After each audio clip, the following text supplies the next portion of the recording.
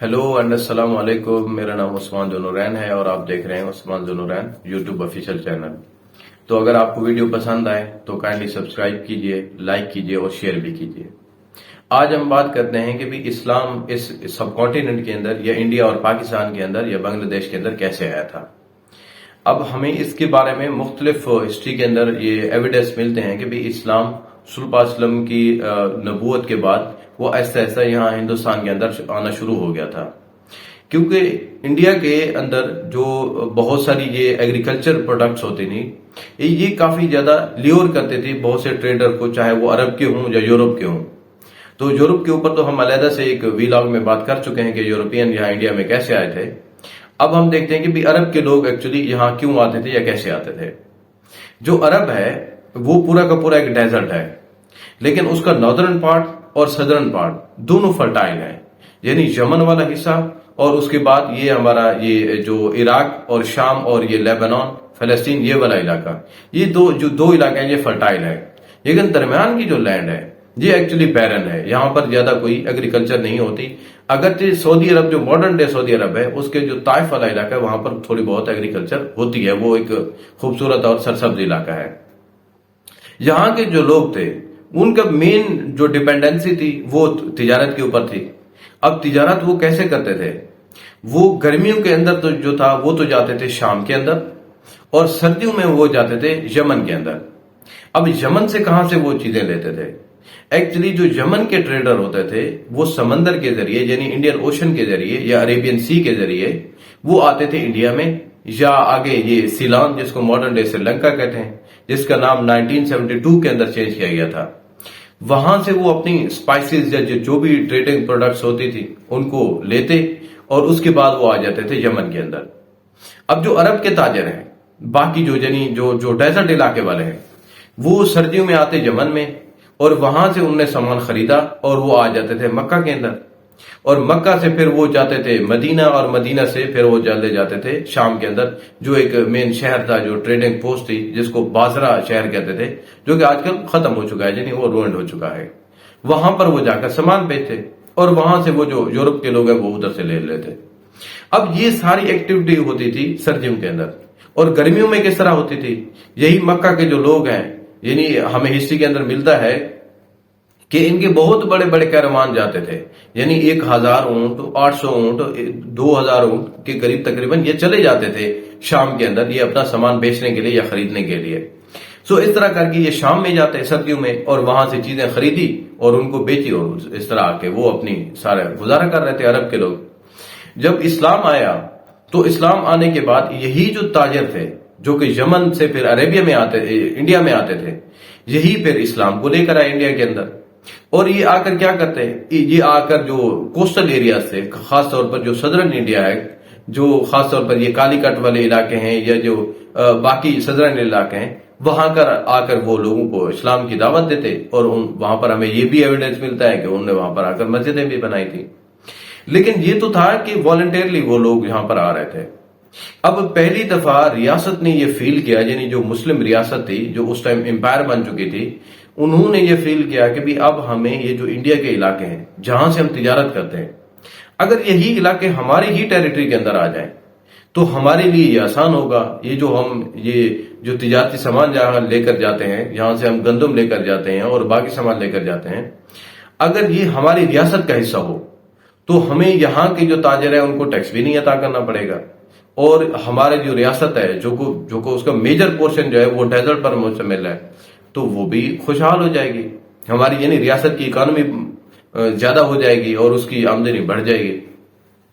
सो ये वाला आइडिया जो था वो बहुत सारे खुलफा को दिया गया, यानी हजरत उमर रज़ी अल्लाह तआला अन्हु को भी दिया गया। तो यहां पर आकर उन्होंने एक्सपेडिशन की, वो फेल हो गई।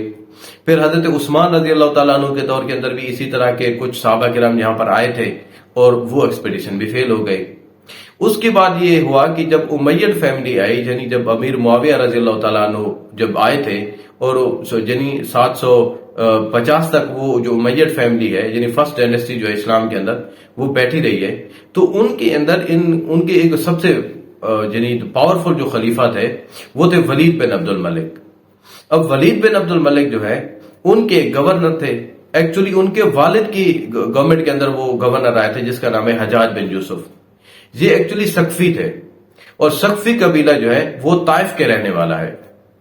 لیکن یہ جو سقفی تھے جو حجاج بن یوسف والے تھے یہ ایکچولی طائف سے مائگریشن کر کے یہ آ گئے تھے کوفہ کے اندر اور عراق کے اندر, اور ان کی پھر دوستی ہو گئی تھی ان کے ساتھ یعنی امیت کے ساتھ.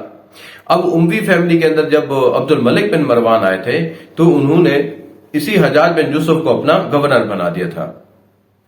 یعنی جو کوفہ ہے یا جو ایسٹرن وہ ہے علاقے ہیں ریاست کے یعنی جو امیت امپائر کے, اس کا گورنر اسی حجاج بن یوسف کو بنا دیا گیا تھا. اب حجاج بن یوسف صاحب نے ایک آئیڈیا کنسیو کیا. وہ آئیڈیا کنسیو یہ کیا کہ بھی اگر ہم یہ جو ایسٹ والے مزید یعنی اپنی ریاست سے مزید ایسٹ کی طرف اگر ہم جائیں, یعنی مزید ایسٹ سے مراد یہ ہے کہ ایران تک تو پہلے آ چکے تھے, یعنی حضرت عمر رضی اللہ تعالیٰ عنہ کی اس گورنمنٹ کے اندر جب بیٹل آف قادسیہ ہوئی تھی تو اس کے اندر یہ ایران والے علاقے تو پہلے آ چکے تھے. اب اس سے فردر ایسٹ کے اندر اگر انہوں نے کہا ہمیں آنا ہے تو ہمیں ایک پاورفل آرمی کو فائنانس کرنا پڑے گا اور ریاست کا پیٹرنیج دینا پڑے گا, اور اس سے ہم کیا کریں گے ہندوستان کو فتح کر لیں گے.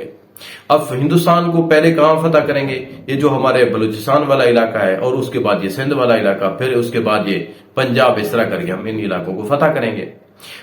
یہ حجاج بن یوسف کا بنیادی طور پر آئیڈیا تھا. انہوں نے یہی آئیڈیا جو ہے وہ اس ٹائم کے جو خلیفہ تھے ان کا نام تھا جی ولید بن عبد الملک. یعنی عبد الملک جو تھا اس کے ایکچولی 4 بیٹے جو تھے وہ بعد میں خلیفہ بھی بنے تھے. اب ولید بن عبد الملک صاحب جو ہیں انہوں نے اپنا جو نیفیو تھا یعنی اپنا جو بھتیجا اور اس کا داماد بھی تھا اس کا نام تھا جی محمد بن قاسم. محمد بن قاسم کو ایکچولی اس سے پہلے ایک اور ایکسپیڈیشن پر بھیجا ہوا تھا سینٹرل ایشیا میں. وہاں سینٹرل ایشیا مطلب خوراسان والے علاقے, جو خوراسان جس کو ماڈرن ڈے سینٹرل ایشیا بھی کہتے ہیں, یعنی جو ہمارے ناردرن علاقے ہیں ایران والے اور یہ سینٹرل ایشیا والے اس کو خوراسان کہتے تھے. وہاں سے ان کو دوبارہ واپس بلایا اور اس کو کہا کہ بھی ہم نے یہ جو آئیڈیا فریم کیا ہے ہندوستان کو فتح کرنے والا, تو آپ کیونکہ ملٹری جینیس آدمی ہیں, سو آپ کو کمانڈر بنا کر بھیجا جا رہا ہے اور آپ ہندوستان میں آئے اور اس علاقے کو فتح کریں. سو حجاج بن یوسف نے ان کو کافی زیادہ سامان بھی دیا اور فورسز بھی دی, اور اس کے بعد یہ ہے کہ یہ منجنیکیں بھی دی جس کو کیٹاپلٹ کہتے ہیں, یعنی جو بڑی بڑی یہ جو پتھر اٹھا کر یہ قلعوں کو کی دیواروں کو توڑتے تھے, جس طرح آج کل ماڈرن ڈے میں توپ ہم یوز کرتے ہیں. سو وہ منجنیکیں استعمال ہوتی تھی, تو ان کو لے کر وہ جہاں ہندوستان کے اندر آیا, اور 711 کے اندر وہ ایکچولی ہندوستان کے اندر آیا تھا. کچھ اس کی جو ٹروپس تھے وہ بائی سی آئے تھے اور کچھ وہ اس کے ذریعے آئے تھے یعنی لینڈ کے ذریعے آئے تھے. اب 711 کے اندر انہوں نے ایسا ایسا کر کے جو یہاں سندھ کے اوپر جو اس ٹائم حکمران تھا اس کا نام تھا جی راجہ طاہر, جو ایکچولی راجہ چچ کا بیٹا تھا. اب راجہ چچ اور راجہ طاہر جو تھے یہ ایکچولی ہندو تھے. یہاں پر پہلے کون آباد تھے, یہاں پر پہلے جو آباد تھے وہ بدھسٹ تھے.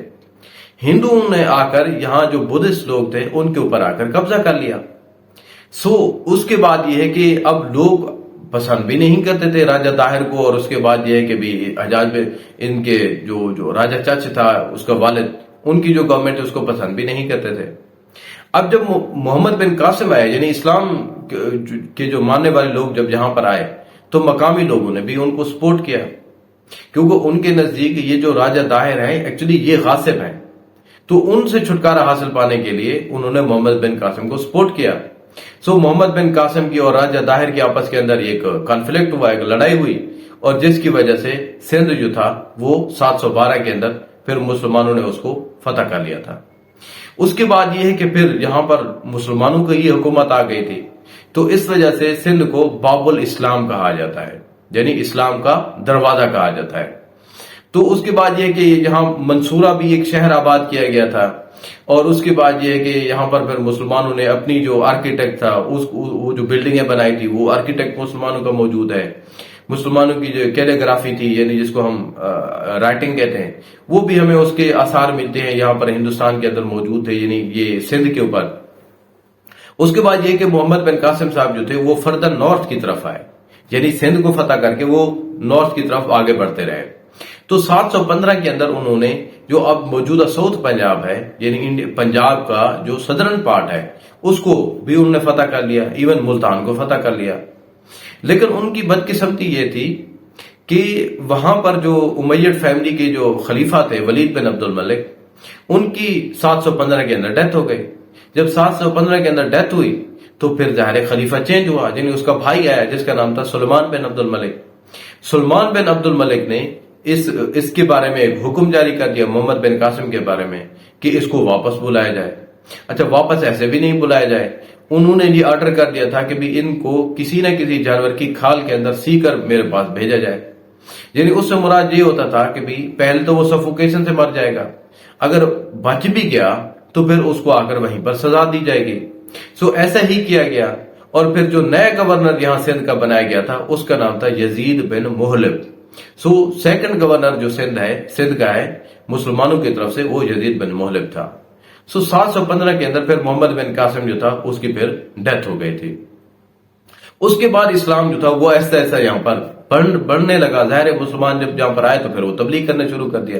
اچھا، ان کے ہاں مسلمانوں کے ہاں تو وہ طبقاتی سسٹم تھا ہی نہیں جو کہ ہندو کے اندر موجود تھا۔ ہندو کی 4 مین کاسٹیں ہیں نا، برہمن، کشتری، ویش اور شودر۔ تو مسلمانوں کے ہاں تو وہ کنسپٹ ہی نہیں ہے۔ مسلمانوں کے ہاں تو جو برتری ہے، جو بزرگی ہے، وہ تو تقوی کی بنیاد کے اوپر ہے۔ یہاں پر کالے اور گورے اور عرب اور عجم اور غریب اور امیر کی تو فرق ہی ختم ہو گیا ہے۔ اس طرح کر کے اسلام جو ہے وہ ہندوستان میں آیا۔ اب اس کے بعد جو سب سے پاورفل اٹیک جو ہندوستان کے اوپر کیا تھا مسلمانوں نے، وہ کیا تھا ایکچولی محمود غزنوی کے دور کے اندر۔ محمود غزنوی ایکچولی غزنہ کے رہنے والا تھا، اور غزنہ کہاں پر ہے؟ موجودہ افغانستان کا ایک صوبہ ہے۔ تو وہاں سے انہوں نے اپنی جو کنگڈم تھی، جو بادشاہ تھی، اس کی بنیاد رکھی تھی۔ ایکچولی ان کے والد نے رکھی تھی۔ ان کے والد کا نام تھا جی سبکتگین۔ سبکتگین ایکچولی کون تھا؟ اگر ہم پیچھے ہسٹری کے اندر جائیں تو امیڈ فیملی کے بعد آ گئی تھی عباسی فیملی، جن کا دارالحکومت کیا تھا؟ جن کا دارالحکومت جو انہوں نے بعد میں خود شہر آباد کیا تھا اس کا نام تھا جی بغداد، جو کہ دریائے دجلہ کے کنارے کے اوپر موجود ہے۔ اس شہر کے اندر ان کا کیپٹل ہوا کرتا تھا۔ اب یہ جو ایسٹرن علاقے ہیں، یا جو سینٹرل ایشیا والے علاقے ہیں، یا جو خراسان والے علاقے ہیں، یہ کچھ دیر بعد جب خلیفہ کمزور ہوا تو یہ علاقے جو ہے ایسا ایسا علیحدہ ہونا شروع ہو گئے۔ یہاں پر پھر آ گئے تھے سمانی فیملی، اور سمانی فیملی کے بعد آ گئے تھے یہاں پر مملوک آ گئے تھے، یعنی سلجوق آ گئے تھے، جو سینٹرل ایشین کے ترکس تھے وہ آ گئے تھے۔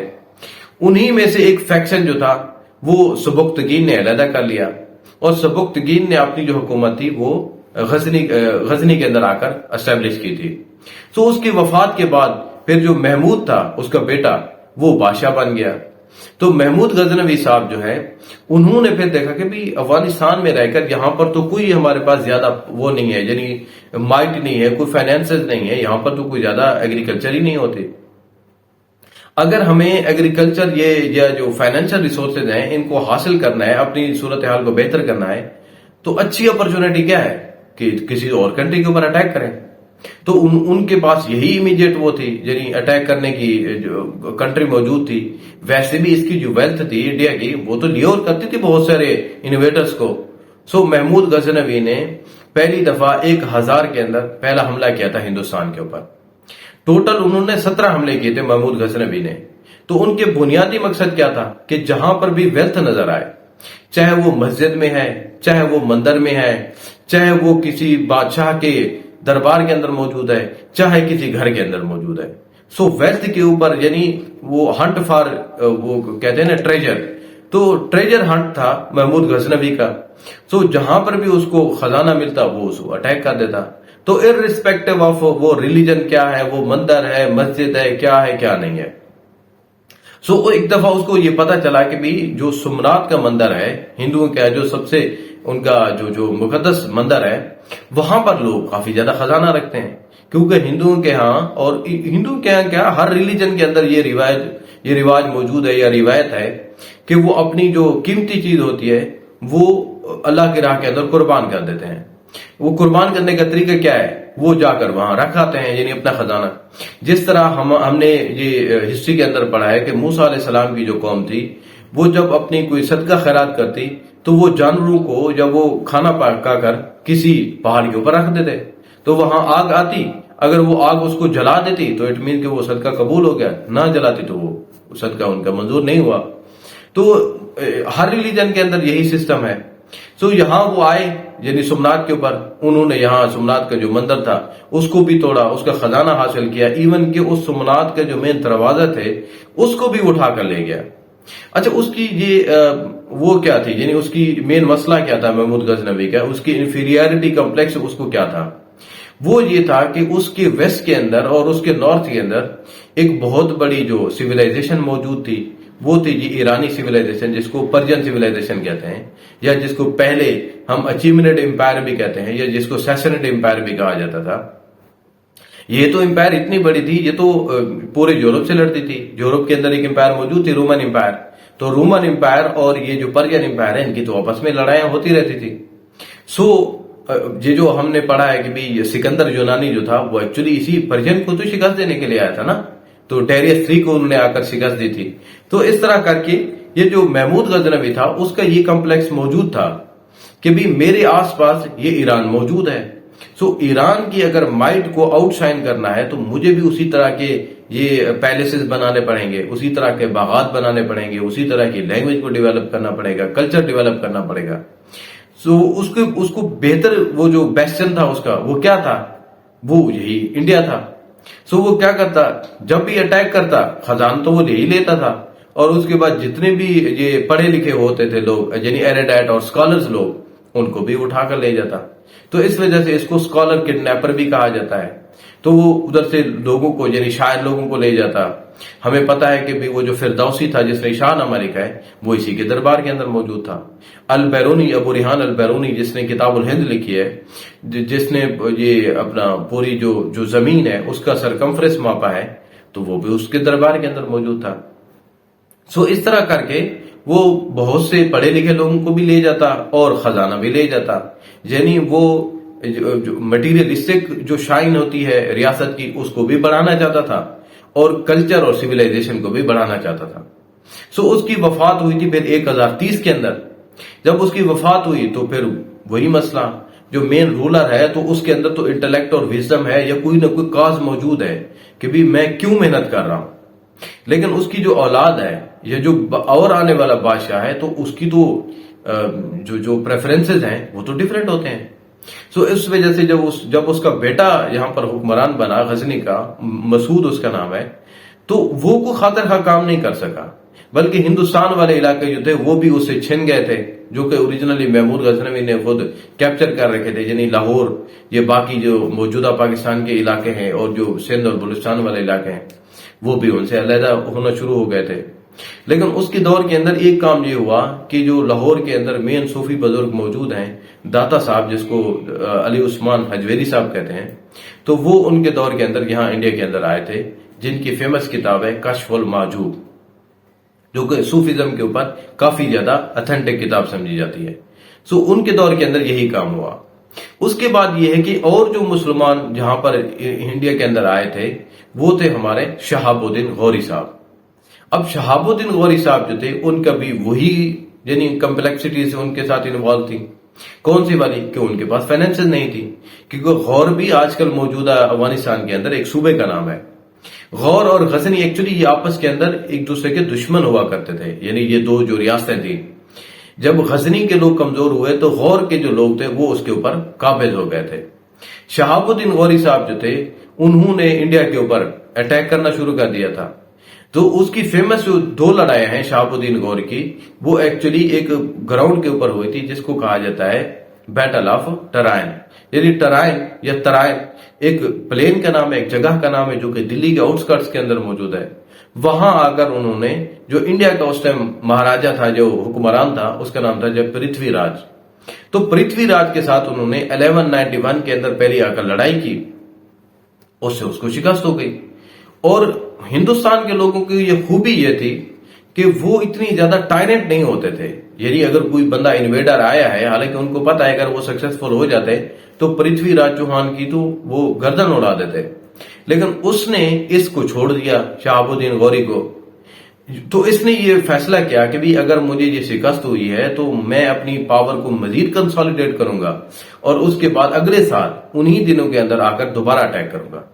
सो 1192 के अंदर यानी अगले ही साल उसने आकर दोबारा अटैक किया उसी तरह के मकाम के ऊपर, उसी पृथ्वीराज के खिलाफ, और इस दफा पृथ्वीराज चौहान को उसने शिकस्त दे दी और पृथ्वीराज चौहान को उसने कत्ल कर दिया।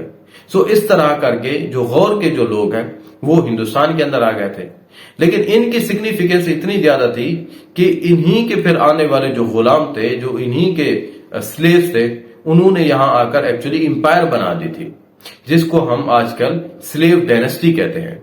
हिंदुस्तान के अंदर जो पहली आकर जो इंपायर मुसलमानों की बनी है या जो डायनेस्टी यहां पर हुक्मरान रही है, वो इसी शहाबुद्दीन गौरी और उसके गुलामों ने आकर बनाई है। तो उसके बाद ये हुआ कि ये जो हिंदुस्तान के इलाके थे, तो शहाबुद्दीन गौरी साहब ने अपने एक दामाद और अपने गुलाम, उसका नाम था जी कुतुबुद्दीन ऐबक, कुतुबुद्दीन ऐबक साहब को दे दी। और कुतुबुद्दीन ऐबक साहब जो है वो लाहौर के अंदर बैठकर फिर इस सारे रीजन को देखता था, शहाबुद्दीन गौरी आता जाता रहता।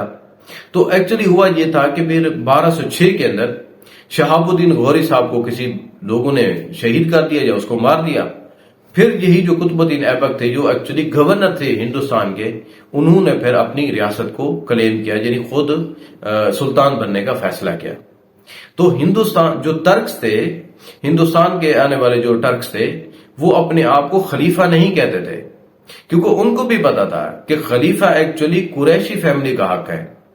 तो वो अपने आप को सुल्तान कहते, क्योंकि उनके पास रिलीजियस लेजिटिमेसी तो थी नहीं। तो वो लेजिटिमेसी हासिल करने के लिए जो अब्बासी फैमिली उस टाइम मौजूद थी, क्योंकि अब्बासिड डायनेस्टी जो है वो तो 1258 तक बैठी रही है, तो वहां से वो एक खिलत वो करते हासिल करते, यानी उससे वो एक लेजिटिमेसी लेते और उसके बाद वो अपना रूल को यहां पर एस्टेब्लिश करते। अगर खैर उनको अगर वो लेजिटिमेसी ना भी मिलती, फिर भी वो यहां पर हुक्मरान रहते। ऐसे नहीं कि यहां पर वो अगर खलीफा उनको अलाउ ना करता तो वो यहां पर हुक्मरान नहीं होते। सो सुल्तान की उन्होंने टर्म यूज कर दी। तो कुतुबुद्दीन ऐबक साहब जो है 1206 के अंदर फिर लाहौर के अंदर बैठकर उन्होंने अपनी खिलाफत या अपनी सल्तनत का ऐलान किया था। तो कल इंशाल्लाह हम यहां से फिर आगे कंटिन्यू करेंगे, यानी नेक्स्ट वीलॉग के अंदर, कि ये जो स्लेव डायनेस्टी है फिर यहां से फिर मजीद डायनेस्टी ने कैसे जन्म लिया, यानी ये जो मजीद एक डायनेस्टी से फिर 5 डायनेस्टीज कैसे हो गई जिन्होंने सल्तनत को क्लेम किया था, जो अपने आप को सुल्तान कहते थे। तो उसके बाद फिर और हमारी डायनेस्टी जो है, जो कि मुगल डायनेस्टी है, वो कहां से आई थी और मुगलों का ओरिजिन कहां से है। हम तो ये कहते हैं ना कि उज्बेकिस्तान से आए थे, उनका एक्चुअल ओरिजिन कहां है और वो क्यों मजबूर हुए कि अपने इलाकों को छोड़कर वो दर बदर फिरते रहे, और उसके बाद फिर वो एक्चुअली हिंदुस्तान के अंदर आ गए, जो कि उनकी एक ड्रीम प्लेस थी। सो इसको हम इंशाल्लाह नेक्स्ट व्लॉग में बात करेंगे। अगर कोई भी कंफ्यूजन हो, कोई भी डाउट हो, तो कमेंट कीजिए, लाइक भी कीजिए और शेयर भी कीजिए। अगर आपको नोट्स आए हों तो जरूर बताइएगा, आपको प्रोवाइड कर दिए जाएंगे। Thank you very much.